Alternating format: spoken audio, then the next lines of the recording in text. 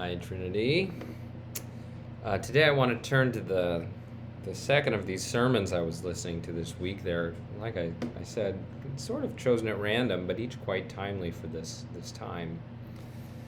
The second was by Russell Moore. It is called Racial Justice and the Uneasy Conscience of American Christians.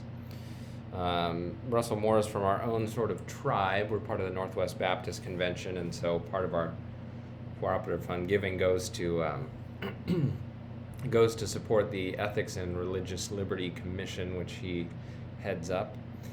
And he chooses quite a passage for the event they had to mark the 50th anniversary of Martin Luther King's assassination. He chooses this passage from Matthew 23, verses 29 through 36. And I'll read it. It's kind of a hard passage to hear, particularly as he puts it in context for us, given concerns for racial justice in our country. Jesus says in Matthew 23:29, "Woe to you, scribes and Pharisees, hypocrites! For you build the tombs of the prophets and decorate the monuments of the righteous, saying, if we had lived in the days of our fathers, we would not have taken part with them in shedding the blood of the prophets. Thus you witness against yourselves that you are sons of those who murdered the prophets. Fill up then the measure of your fathers. You serpents, you brood of vipers, how are you to escape being sentenced to hell?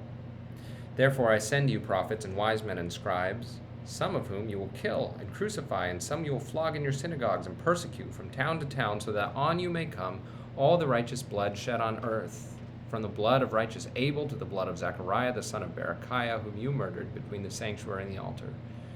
Truly I say to you, all these things will come upon this generation.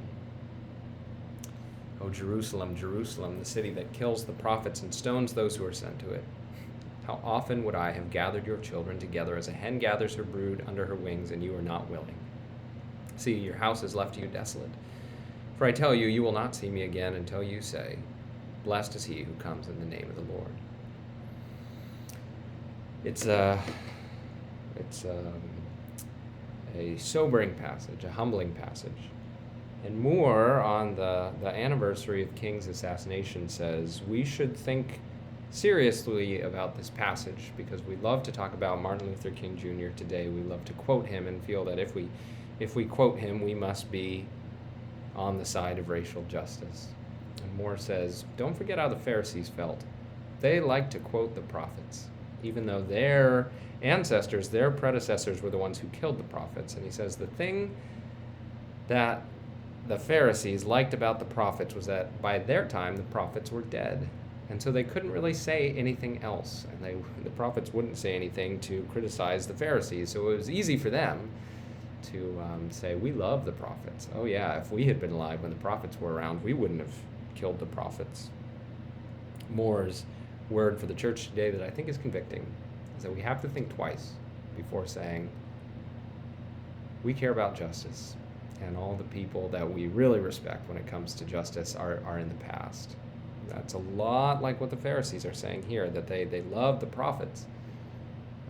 Moore says, well, Jesus says actually here in Matthew 23 that the Pharisees love the prophets, and they can say they can because the prophets were already dead, and they cannot convict them of their current sin. And so we would do well as well to ponder Matthew 23 and think, okay, there's people that we can look up to in the past because they're not going to put their finger in our face. But who are the people we're listening to today to help us see where we are part of the problems in our society? Because our hope, of course, is to turn to Jesus, who would gather us together as a hen gathers her brood under her wings, if we would but be willing.